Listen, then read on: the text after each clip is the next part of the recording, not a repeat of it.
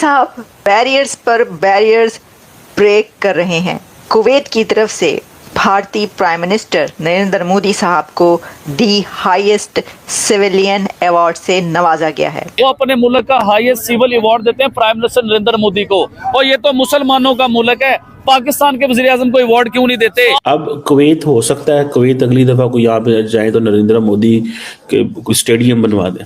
ठीक है जी, Narendra Modi stadium in Kuwait हो, कोई पता नहीं। उम्मा का चुम्मा मिल गया है इंडिया के प्राइम मिनिस्टर को। वो सारे उम्मा के सारे चुम्मे जो है ना वो उसी तरफ जा रहे हैं। ये हो क्या रहा है? सऊदी अरब का प्रिंस कहता है my elder brother prime minister Narendra Modi, ये उनको छोटा भाई बोलते हैं। ये यूएई के प्रिंस को, यूएई के क्राउन प्रिंस या यूएई के शेख को भाई बोलते हैं। My brother Emmanuel Macron. एक स्टेज ऐसी भी थी कि फिक्र था कि इजराइल शायद हमारी न्यूक्लियर इंस्टॉलेशंस को अटैक ना कर दे। उसके भी सारे डिटेल्स हैं। अगर इंडिया, जारी बात है, 100 साल में ट्रांसफॉर्म हो जाता है तो पाकिस्तान में तो मसला बन जाएगा। लीडरशिप की वॉट लग जाएगी उसकी, इसलिए वॉट लग जाएगी। उन्होंने कहना जी देखे वो 100 साल में होंगे, तुम किधर हो? किसी पाकिस्तानी से पूछो, कह रहे नहीं भारत के खिलाफ हम जंग लड़ेंगे। क्यों लड़ेंगे?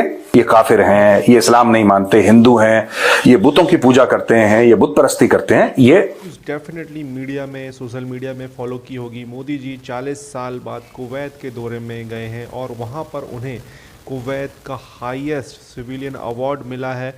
और मोदी जी शायद भारत के इकलौते प्रधानमंत्री होंगे जिनको इतने सारे मुस्लिम कंट्री से हाईएस्ट सिविलियन अवार्ड मिले, इवन फ़िलिस्तीन से मिला है।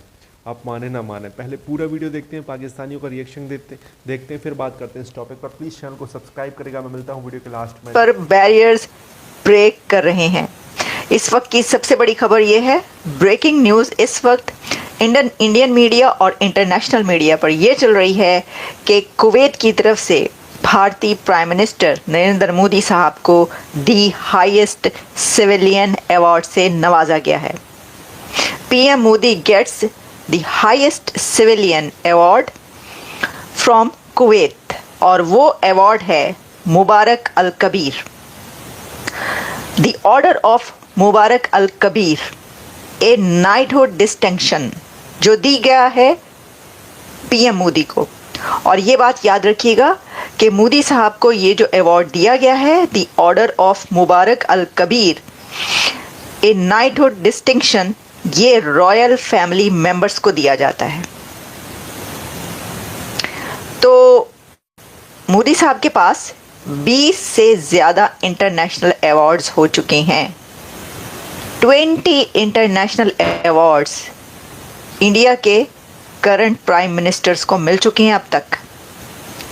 वो कहते हैं कि जिसको खुदा, भगवान या ये कायनात, यूनिवर्स नवाजे और अवार्ड पर अवार्ड दे रही हो तो उसकी इज्जत, यानी जिसको इज्जत मिले उसकी इज्जत करनी चाहिए। भाई ऐसी ज़बरदस्त पॉपुलैरिटी, ऐसी इज्जत और ऐसी रिस्पेक्ट, इतने अवार्ड्स किसी प्राइम मिनिस्टर को मिलते हुए मैंने नहीं देखे। मैं आपके सामने अभी लिस्ट रखूंगी जो जो अवार्ड्स मोदी साहब हासिल कर चुके हैं, लेकिन अभी हम बात करेंगे इस अवार्ड की। इसके ऊपर उन्होंने, नरेंद्र मोदी साहब ने ये अवार्ड डेडिकेट किया अपनी आवाम को, अपनी नेशन को, इंडिया को। उन्होंने कहा कि मैं ये अपना अवार्ड डेडिकेट करता हूँ अपनी नेशन को, अपने लोगों को, पब्लिक को।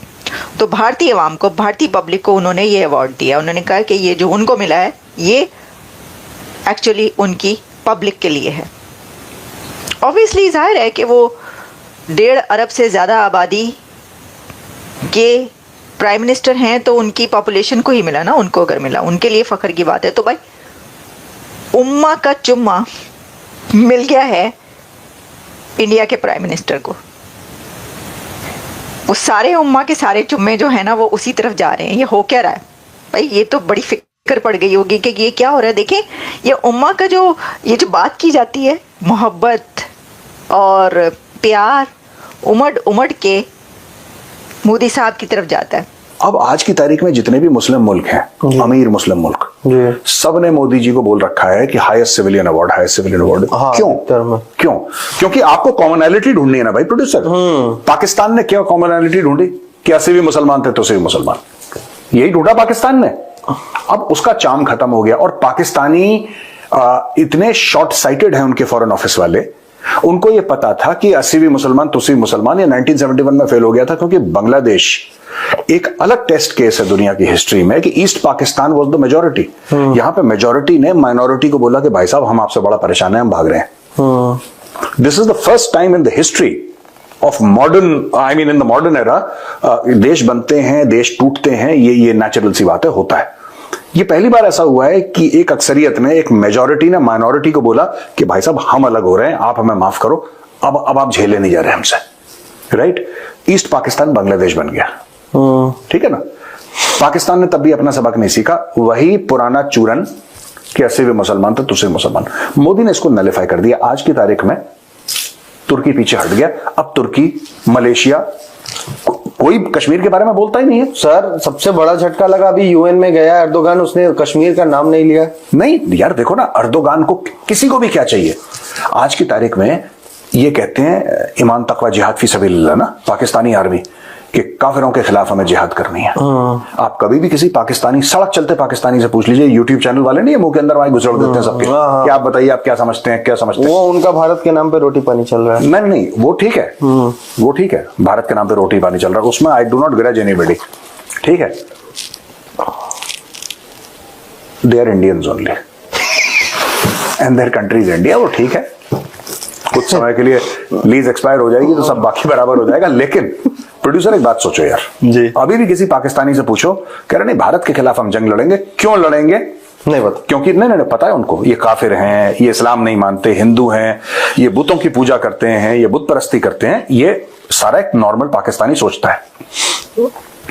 फिर वो जो इंटरव्यू ले रहा है वो ये पूछता है पाकिस्तानियों से कि भाईजान एक बात बताइए, चाइना भी तो मुसलमान नहीं है? नहीं, वो तो दोस्त है, साडा दोस्त है, वो तो हमारी मदद कर। तो दोस्तों ये वीडियो यहाँ पर होता है खत्म। आपने देखा किस तरीके से बात हो रही थी। प्रधानमंत्री मोदी जी को कुवैत का दौरा करने का मौका मिलता है, 40 साल बाद वहाँ पर वो जाते हैं। और कुवैत आप जानते हैं, एक कुवैत की एक मतलब हिस्ट्री रही है कट्टर इस्लामिक कंट्री के नाते। और मुस्लिम उम्मा की जब लीडरशिप की बात आती है तो अरब कंट्रीज़ और कुवैत, आपको पता होगा किस तरीके का सीन रहता है। अब कुवैत भारत के प्रधानमंत्री को वहाँ का हाईएस्ट सिविलियन अवार्ड दे रहा है, जो कि अपने आप में बड़ी बात है। भारत कुवैत के रिश्ते काफ़ी पुराने हैं। 1961 में भारत और कुवैत की जो ट्रेड होती थी वो इंडियन रुपीज़ में होती थी, जो कि भारत के लिए बहुत बड़ी बात है। जैसे ही ऑयल आता है, आपको पता है अरब कंट्रीज़ कहाँ पहुँचती हैं ऑयल आने के बाद, और इनकी जो अर्थव्यवस्था है, इनके पास पैसा बहुत आ जाता है। अब इंडियंस ने ही अरब कंट्रीज़ को बनाया है, ये एक जीता जाता सबूत है। आप किसी भी अरब से पूछें, उनको भी पता है कि इसमें सबसे ज़्यादा वैल्यूज़ इंडियंस, पाकिस्तानी, बांग्लादेशी की रही है, जिसमें इंडियन सबसे आगे रहे हैं। इंडियन ही रहते हैं वहाँ पर, चाहे वो किसी भी दर्जे का काम हो, इवन वो डॉक्टर हो, इंजीनियर हो, मज़दूर हो, मैकेनिक हो, रिफाइनरीज़ में चलाने वाले जो ऑपरेटर्स हैं, जो हाईली स्किल्डफुल हैं, वो हों। मतलब आप समझें कि इंडियंस की तादाद भरी पड़ी है अरब कंट्रीज़ में। आप माने ना माने उसको, जो अरब कंट्रीज़ की कई कंट्रीज़ तो इवन मिनी इंडिया है, ये समझें आप, समझ रहे हो। कुवैत के साथ सीन ऐसा हुआ तो पाकिस्तानी मीडिया का आप रिएक्शन देखें किस तरीके से, उम्मा का चुम्मा, इस तरीके का वर्ड बोला जा रहा है। हालांकि मुस्लिम उम्मा नाम की जो चीज़ है वो भारत ने बहुत पहले समाप्त कर दी थी, जब भारत ने ये बोल दिया था कि मुस्लिम उम्मा में तो हमें भी जगह चाहिए। मतलब मुस्लिम जो इनका इस्लामिक एक ग्रुप, उसमें हमें भी, हमारे लोगों को भी जगह चाहिए, क्योंकि हमारे यहाँ दुनिया की इतनी बड़ी मुस्लिम आबादी रहती है, इवन 2nd नंबर पर मुस्लिम आबादी है। तो फिर मुस्लिम लीडरशिप का प्रतिनिधि हमारे यहाँ से भी होना चाहिए। आपको क्या कहना है इस टॉपिक के बारे में? कमेंट अपनी राय दें। भारत के प्रधानमंत्री का जिस तरीके से भव्य स्वागत किया गया, भारत की रामायण गीता का जो वहाँ की भाषा में ट्रांसलेट किया जाएगा, ये एक बहुत बड़ी अचीवमेंट